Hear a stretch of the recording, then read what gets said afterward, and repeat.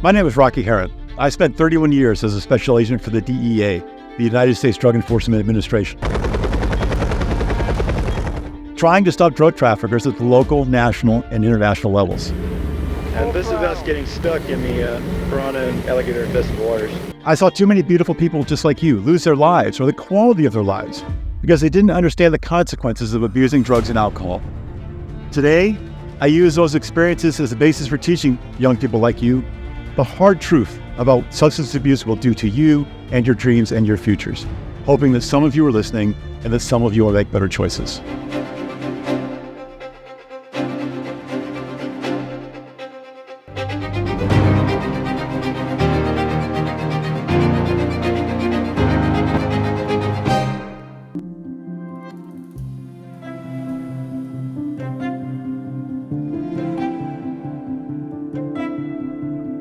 The reality of substance abuse today is very different than it was even just a few years ago. I'm not a scientist or a researcher. I'm just a guy who spent his whole life seeing the harm that substance abuse causes to beautiful people just like you and your families and our communities, our country, and the rest of the world. And I'm tired of it.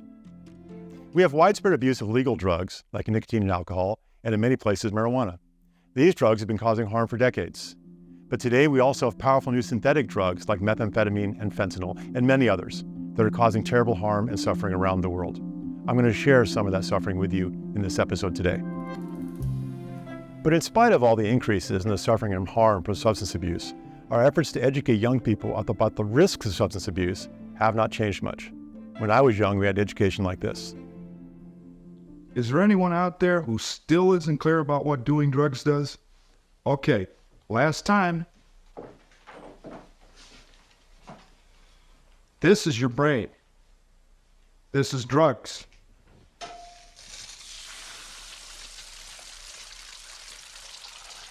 This is your brain on drugs. Any questions? Let me be very clear. The approach to educating you needs to change. I've taught more than 200,000 young people now in 16 countries since I started doing this work in 2007. I believe you need to learn the reality of what substance abuse does to the beautiful people who go down that road. I need you to listen. It doesn't matter where I travel. I've discovered that students everywhere understand my message because they are seeing the same images and content on social media, on YouTube, on TikTok, and they're listening to the same music and watching the same shows and movies that normalize and even glorify drug and alcohol use. Those are lies. Those platforms are designed to brainwash youth. Anyone, no matter how famous or influential or important they may seem to be, who tells you that drug abuse is normal and desirable is lying to you because they're not telling you about all the friends they lost along the way. You've all heard of overdoses, but let me explain what that means. An overdose is a tragic event when the drugs either poison the body of the people who use them or cause the body to break down, which far too often results in death. Some drugs will cause your body to slow down so much that you stop breathing and you die that way. Other drugs speed up the body so much that they cause strokes and heart attacks. And even if someone survives an overdose, they may damage their physical, mental, and emotional health. When I began my DEA career in the 90s, we were losing about 10,000 Americans just as special and unique as you every year to overdose death. Today, however, in the world you're growing up in, it's not 10,000 a year anymore, it's almost 10,000 a month. That's 300 people a day. 300 people just as beautiful and special and unique as you are will die today as a consequence of what started as a choice to use drugs. One of the most important messages I can share with you is that an individual person's choice to start using drugs will always affect many more people than just that person. In other words, your choice to start using drugs will impact you, but never ever just you. I'd like you to hear from my good friend Sandy. Sandy lost her son to an overdose, and I want her to explain to you how it impacted her and her family.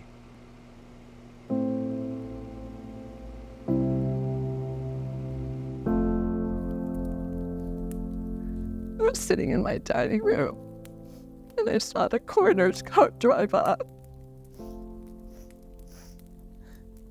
And I saw the guy walking up, and I knew what he was going to tell me. It was just horrible. But they found him, with the belt on and the syringe in his hand. So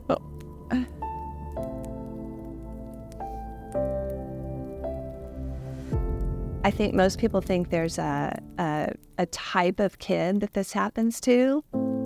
Not true. I can point out every kind of, the athlete, the football player, the super smart guy. And then my son actually fit the mold a little better. He was an artist. He was a musician. He had a film degree.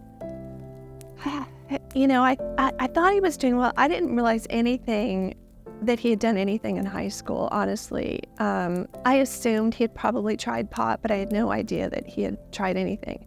Found out later that he had experimented with pills, opiates, and he had actually injected heroin before he left for college. He just kept doing it. I don't know. He ended up going to rehab 4 times. You kind of can't try it. You just cannot try it the first time. I'm a huge proponent of do not give your kids Vicodin. There are stories about kids or adults that tried Vicodin as a child. They never forgot that feeling and how much they liked it. If you don't forget that you love that feeling the first time you try it, you're addicted. It's a psychological addiction, and it's actually harder to break a psychological addiction than it is a physical addiction. I'm a crier, as you can tell. And I have 3 other sons, and I have 2 grandkids now. I have a very, very happy life. And you just have to kind of put what happened to Jerry aside. The sad truth is that today, the drugs available to you are stronger, cheaper, easier to get, and more socially acceptable than ever before. And it's getting worse. All the problems that I'll be sharing with you in these videos are getting worse. And you deserve the best information so you can make informed choices. Let's take a look at some headlines from around our country.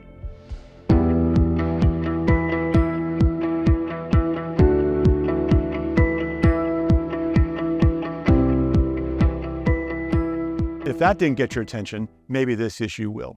Our country, the most powerful in the history of the world, still experiences hundreds of thousands of babies born every year damaged by drugs and alcohol their mothers were using while pregnant. I hope you all understand. No pregnant woman or nursing woman can use any drugs or alcohol without risking harm to their babies. And yet every year, we have thousands of babies born in this country damaged by fetal alcohol syndrome, damaged by cocaine, damaged by methamphetamine, and now even thousands of babies are being born damaged by marijuana because their young mothers are being told that it's safe to use while pregnant, and that's not true. But I focus on the babies being born addicted to opioids.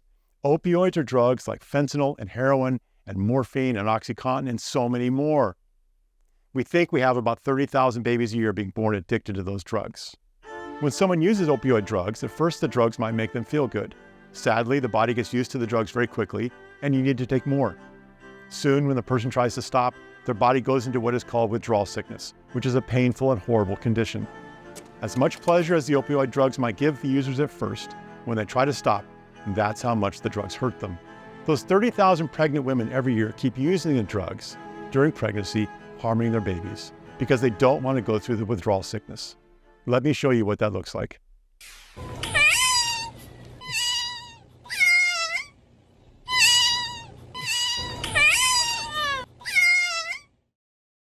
And sadly, the drug traffickers are inventing even more dangerous and addictive drugs to sell to you.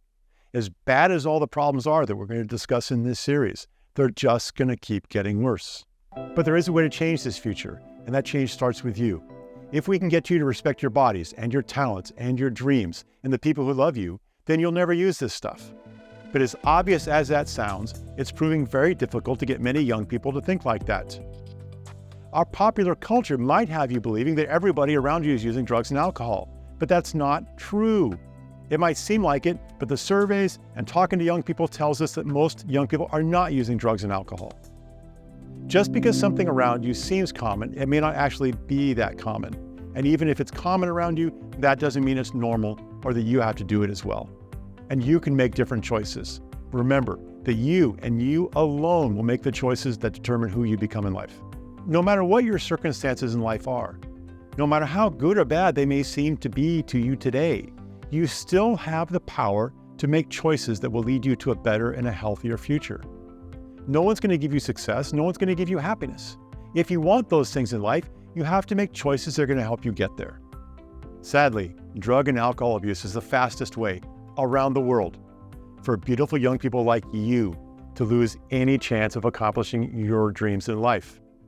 I choose my future. My goal in doing my teaching is simple. My goal is to get you to see the truth. Many times in my career, I arrested young people who had lost themselves to drug addiction and were going to jail for selling drugs to buy their own. In tears, they would tell me some version of, if only someone would have warned me, I never would have started using drugs. After hearing that so many times, I decided that I would be that guy.